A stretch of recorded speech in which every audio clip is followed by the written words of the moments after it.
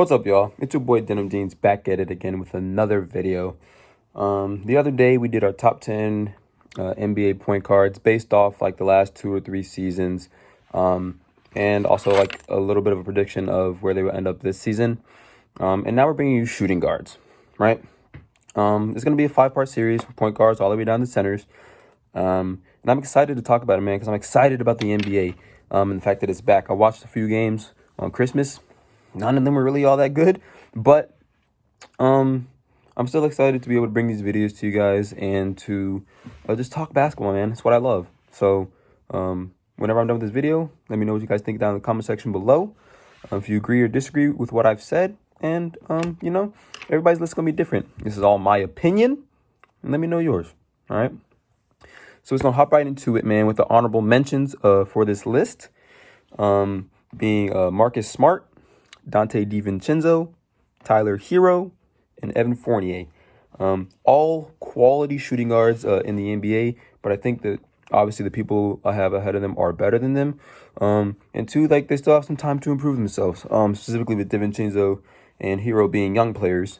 Fournier is already kind of established, and so is Marcus Smart. And we know like their value and their impact for their teams.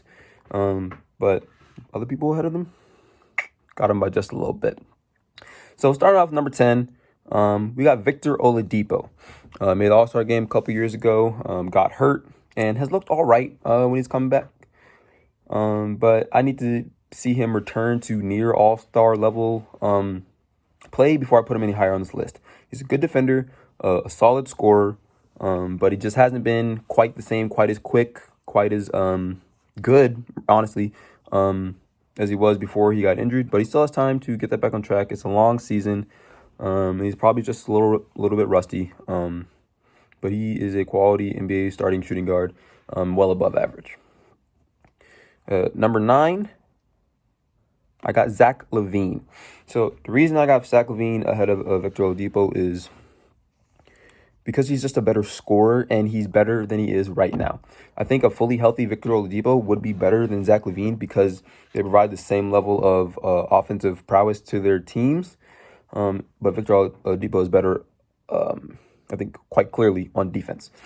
But the fact that Zach LaVine has remained pretty healthy as of late, I know he had a couple injuries early in his career, and he's a certified goddamn bucket, puts him just ahead of Victor Oladipo for me now. But that would be flip-flopped for me if Victor Oladipo returns to how good he was before his injury. At number 8, I have Shai Gilgeous-Alexander.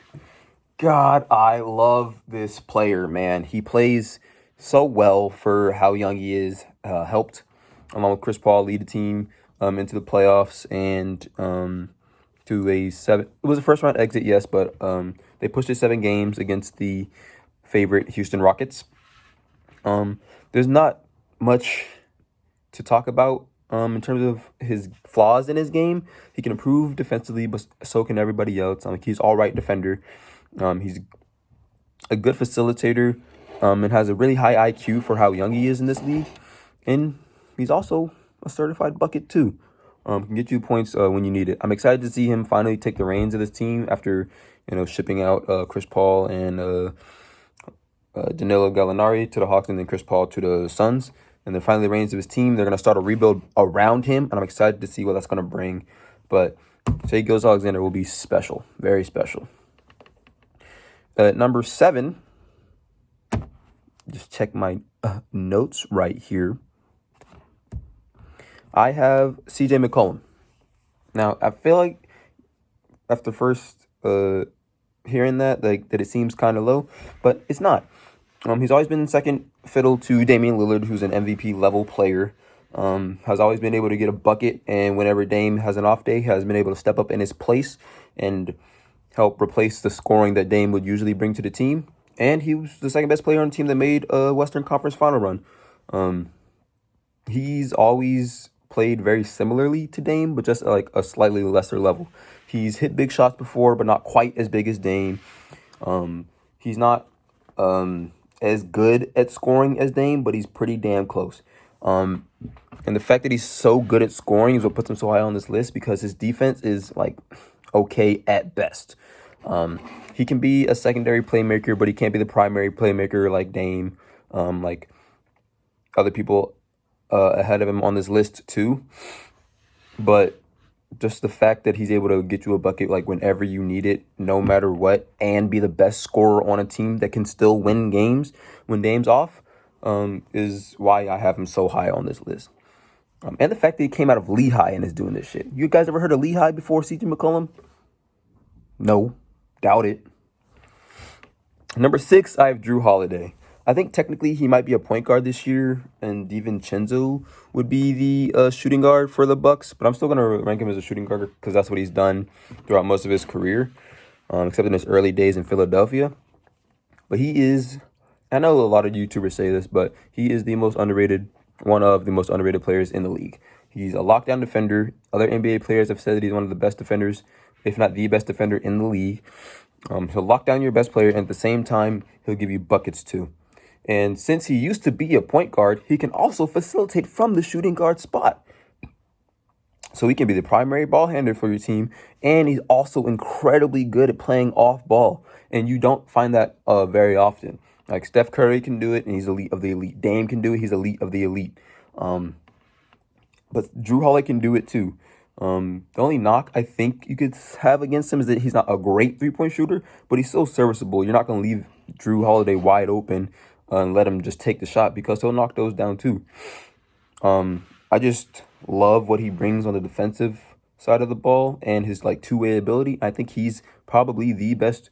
No, not probably. He is the best two-way shooting guard in the NBA. Bookmark it.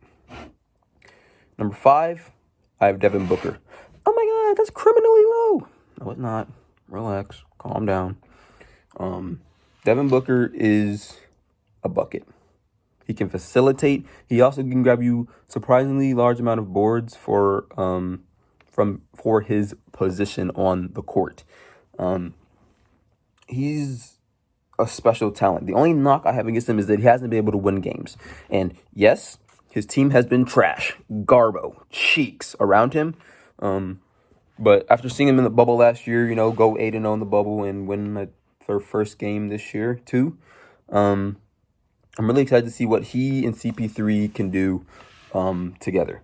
Because now he finally has a really good point guard in the backcourt with him, not some Ricky Rubio. I don't know if he played with Eric Bledsoe back when he was with the Suns. That might be before Devin Booker's time. But having Chris Paul now, one of the best point guards in the league, with a not veteran, but a 1 year better DeAndre Ayton, a 1 year better Bridges, and a 1 year better Cam Johnson, I'm really excited to see what they can do. And if they can lead to wins. If he can start winning and even makes like a playoff run and gets maybe out of the first round or something, he can move up the list for me. But his lack of playoff success is what prevents me from moving him higher up this list. Number 4, Donovan Mitchell. Now, a lot of people might have that flip-flop. They think Devin Booker is better than Donovan Mitchell. And I do think that Devin Booker is not much, but a better scorer than Donovan Mitchell. Especially considering he's doing that. Devin Booker, that is, being really the only threat that team has. Donovan Mitchell has been blessed with being on a better team, which has led to more playoff appearances / playoff success. And that's the reason that I have him above Devin Booker, is because he's been able to be the best player on a team and lead them to wins. He even got out of the first round against, the Oklahoma City Thunder 2 years ago in 6 games. And almost got out of the first round this year, but they blew a 3-1 lead to the Nuggets, right? So Donovan Mitchell is a better defender than Devin Booker. Not quite as good or as, I won't say efficient, but not as diverse a scorer as Devin Booker. But the fact that he can defend better and has led his team to wins by being the best player on the team is what puts him above Devin Booker for me. Number 3, I have Bradley Beal. You were just talking about how no playoff success puts people lower.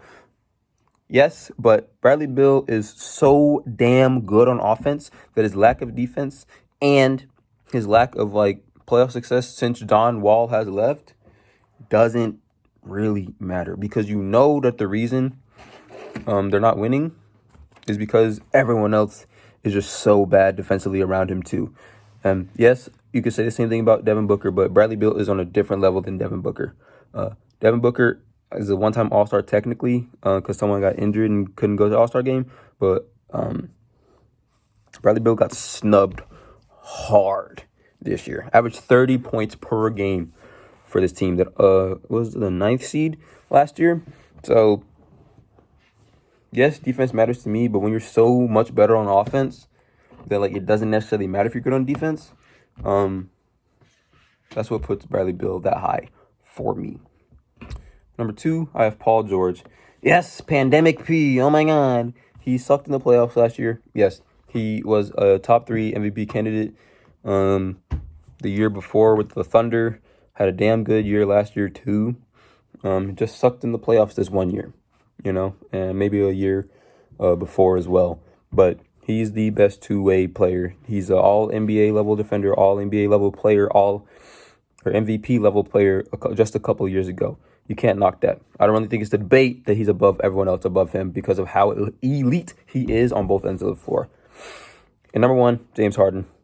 No debate. If you argue with that, you don't know what you're talking about. Okay, James Harden, the best shooting guard in basketball. Let me know what you guys think down in the comment section below. I will bring you small forwards either tomorrow or the next day. Peace.